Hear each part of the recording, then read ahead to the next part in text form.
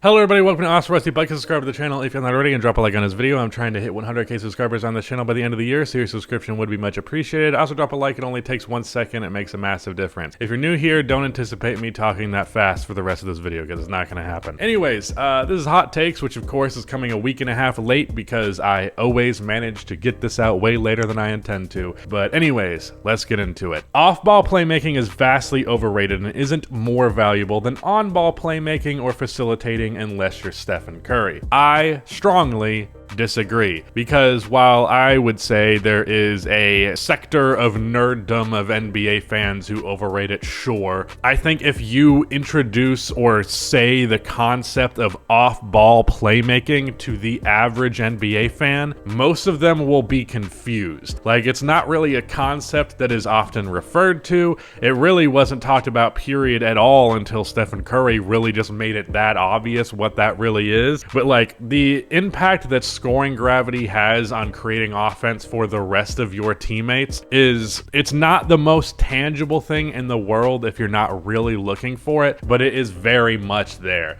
Like, even just think of when you have played pickup and some guy is there and he's just better than everybody else. It happens all the time, at least for me. And if you're teammates with that guy, you'll find yourself getting open shots all the freaking time. Whether that's because he passed it to you or because the defense is looking at that guy, because they're not that worried about you when that guy is on the floor. So that's absolutely a true thing, and really a skill that I think most scorers need to learn, and one that's really important, is how to leverage their scoring gravity into offense. And I think the best playmakers in the world can make plays without the ball in their hands, or at least the best playmakers who are also scorers. But also, I strongly believe that you cannot be a great playmaker, really, outside of a few unique circumstances, without also being at least a pretty competent and threatening, to some degree, scorer. But that's a whole thing.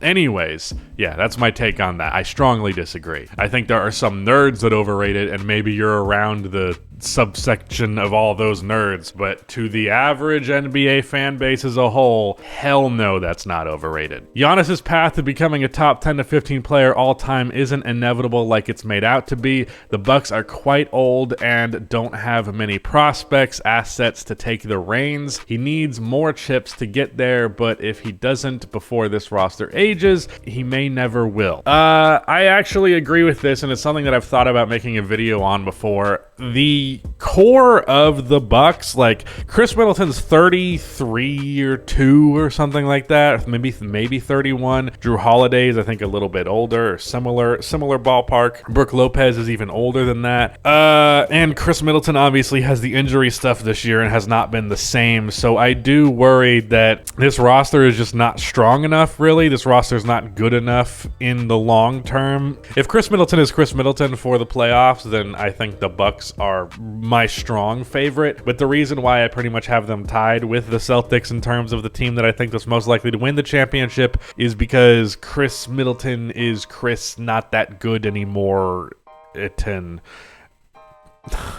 Why did I even attempt that? Holy crap. And the long term for this roster is not that great because, I mean, they traded a bunch of their draft picks for Drew Holiday. I don't know what their pick situation looks like now. They don't really have much in the way, or really anything at all in the way of young prospects. So yeah, actually rebuilding this roster is really going to come down to if another star player wants to join Giannis. If that ends up being the case, then that solves the issue, but also you have to live in Milwaukee. Now, I personally really like Milwaukee. I've been to Milwaukee on 2 separate occasions, and yeah, it's a pretty great city, but I don't know that NBA fans or NBA players, especially star NBA players, are really trying to live in that environment. I don't know. It doesn't have the allure of a major city, but I think Milwaukee is awesome. Anywho, yeah, I agree. Prime John Wall was better than prime Derrick Rose. I think there's a case here Where I will give Derrick Rose some props, he didn't have anywhere close to the spacing that John Wall had at his peak. Like, he had Bradley Beal, Otto Porter, Markieff Morris, or Marcus Morris, who I think it was Markieff, yeah, who could stretch the floor. Marcin Gortat even had a mid-range shot. Meanwhile, Derrick Rose in his 2011 year is starting out there with Kurt Thomas, Joakim Noah, Ronnie Brewer, and who else? Luol Deng, who would shoot like tops 4 threes a game. Off of the bench, they had Kyle Korver, but Kyle Korver did not play because Tom Thibodeau was a stupid and stubborn coach. Keith Bogans was another guy who would get big rotation minutes, and he could shoot, but very low volume, and John Wall played in an era that really helped him, and even with all that, John Wall's efficiency was not better than Derrick Rose's. I think Derrick Rose is a better mid-range shooter in his prime, even though John Wall likes to shoot them a bunch, and the playmaking thing, you might look at the fact that John averaged more assists, and I would say he's probably a more natural playmaker, but like, he's not... I think his assist numbers were inflated. I've always felt that if you average double-digit assists, not good for your team, and he did that consistently, and it was more a product of that bad system than John necessarily being so much better of a playmaker than Derrick Rose, but I would give him that. I'd also give him the defense. I would honestly flip a coin.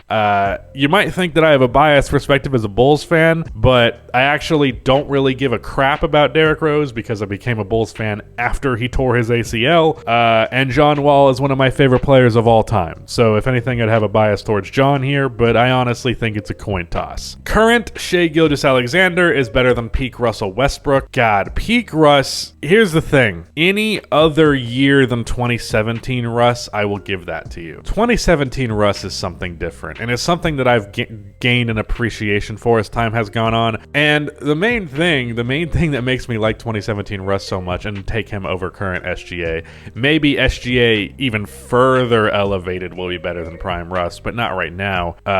2017 Russ shot 7 threes a game and hit 34% of them. This is the one year that the worst three-point shooter of all time hit his threes on a high volume, multiple of them off of the dribble. So that version of Russell Westbrook, the version of Russell Westbrook who hits his threes at a respectable clip, I understand 34% is not amazing, but it's like 1% below league average and on a much higher volume than league average. So I would say that Russell Westbrook was legitimately an above league average three-point shooter that year. I'm going to take that player over SGA right now, especially given that SGA is not that great from three. The Nikola Vucevic trade is the worst trade of Bulls history. I'm unfortunately going to have to disagree with you and give that to when we traded the pick that would be Tyrese Thomas for the pick that was LaMarcus Aldridge. Yeah. Steph Curry is not only the best shooter ever, but he is also the most efficient scorer ever, plus the greatest offensive player ever. I pretty much agree with all of that. I don't know, the most efficient score, that is not, that can be up to debate.